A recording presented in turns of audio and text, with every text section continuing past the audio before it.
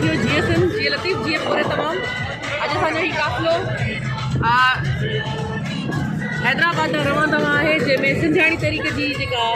अज़ीम शान रैली है उनमें शिरकत करण लाइ काफ़िलो कराची में मुख़्तलिफ़ इलाइक़नि में काफ़िलो जो आहे वो पंहिंजे पंध ते आहे जंहिंमें पाण 27वीं आइनी तरमीम जी जेको आहे बिल्कुलु ख़िलाफ़ वर्ज़ी कयूं था। 27वीं आइनी तरमीम आइन जी ख़िलाफ़ वर्ज़ी आहे, पाकिस्तान जी कॉन्स्टिट्यूशन 1947 जी ख़िलाफ़ वर्ज़ी आहे जंहिंखे रद्द करण लाइ सिंधियाणी तरीक़े जो काफ़िलो सिंध जे मुख़्तलिफ़ इलाइक़नि मां हैदराबाद लाइ रवाना आहे जंहिंमें कराची में भी मुख़्तलिफ़ इलाइक़नि में काफ़िलो जेको आहे पंहिंजी मस्जिद तरफ़ रवाना आहे। जेका रैली जेका आहे हैदराबाद में निकिरी करे हुन खां पोइ धरणो लॻंदो जंहिंमें भरपूर जेके सिंधियाणियूं आहिनि उहे पुरज़ोर जेका आहे इहो मुज़ाहमत कंदियूं त 27वीं आइनी तरमीम जी जेका बिल्कुलु आइन दुश्मन, मुल्क दुश्मन ऐं इंसान दुश्मन आहे। ऐं असीं सभु पंहिंजे